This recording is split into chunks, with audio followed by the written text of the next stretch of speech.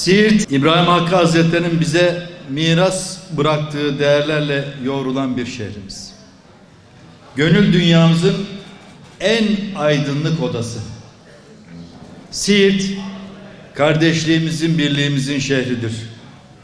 Siirt'in havasında, suyunda, toprağında hak şerleri hayırlerler, zannetme ki gayrerler.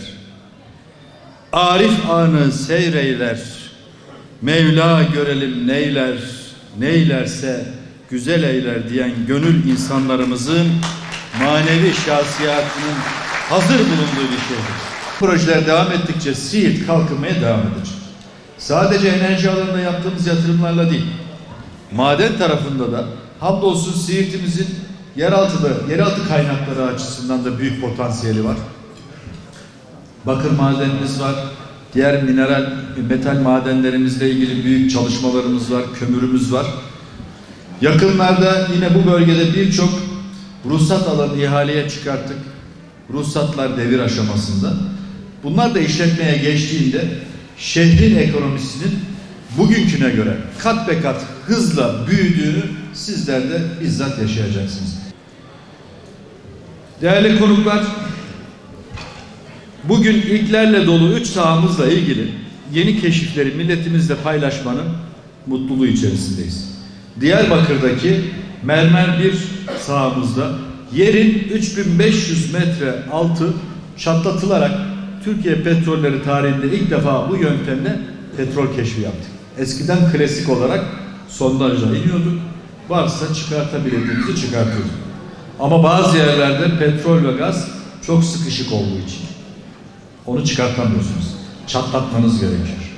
İşte şimdi ilk defa Türkiye'de bu yöntemle Diyarbakır'da petrol çatlatma yöntemiyle bir keşif yaptı.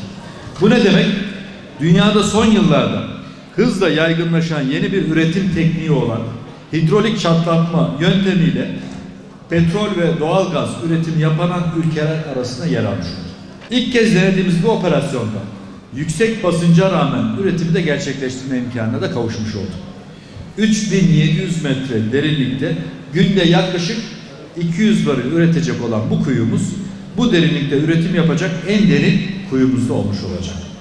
Sahada bulduğumuz yüksek kalite değerine sahip petrol kalite bakımından da yine dünyada kabul edilen standartların üzerinde bir değere sahip. İnşallah sahadaki 5 milyon varillik petrolü de hızla ekonomimize kazandıracağız. İnşallah yeni teknolojilerle üretim miktarımızı daha da artıracağız. Bölgede yeni kuyu açma ve üretim artırma çalışmalarımızda son sürat devam ediyoruz. Önümüzdeki dönemde bu rakamın üstünde bir günlük üretime ulaşmayı da hedefliyoruz. Gelelim Siirt'e. Siirt'te geçen ay Demirkuyu bir sahamızda 11 milyon varil yerinde rezerv kapasitesine sahip yüksek kalitede bir petrol keşfettik. Hamdolsun. Artık bu sahada Demirkuyu bir sahamızda at başları, o bildiğiniz kuyuların üstündeki Türkiye'nin büyümesi, kalkınması, gelişmesi için dönecek. Kuyuda günlük üretimimiz bugün itibariyle 450 varil civarında. Ancak bu yeni teknikleri de kullanmak suretiyle buradaki miktarı 1000 varile de çıkartmış olacağız. Kıymetli konuklar, bizim şöyle bir sloganımız var. Bağımsız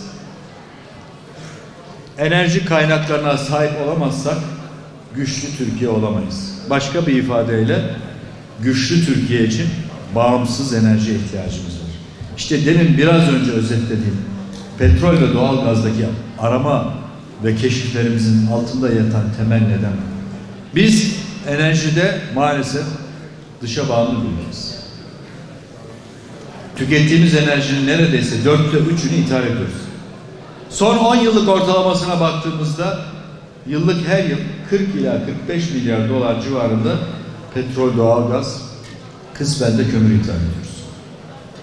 Eğer bu aramalarımızı, araştırmalarımızı çoğaltırsak o zaman yurt dışına ödeyeceğimiz bu dövizlerin miktarını azaltmış olacağız.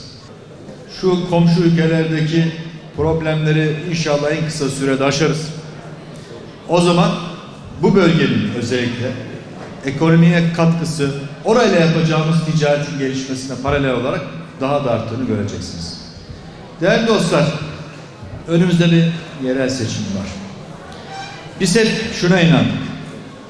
Ulusal kalkınma yerelden başlar. Hamdolsun Türkiye son 15 yılda büyük başarılara imza attı. Ama bu hizmet kervanında bazı belediyelerimiz bulunamadı. İdeolojik davranan yerler oldu.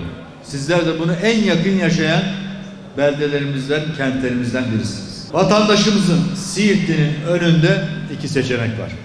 Ya hizmet belediyeciliği anlayışına destek vereceksiniz ve sizde hizmetler, yatırımlar gelmeye devam edecek, ya da ideolojik davranacaksınız. Ben gerekirse çöpün, çamurun, çukurun içerisinde yaşamaya razıyım, öbür tarafa vereceksiniz. Tercih sizin. Bakın son 2 yılda bile kayyum atanan kardeşimizin bu bölgede yaptıklarına sizler şahitsiniz. Şimdi bir de seçilmiş bir başkanımızı, Ali kardeşimizi iş başına getirdiğinizde bu hizmetlerin artarak devam edeceğine biz söz veriyoruz. Kendisi söz verdi. Biz de her türlü desteği kendisine vermeye söz veriyoruz.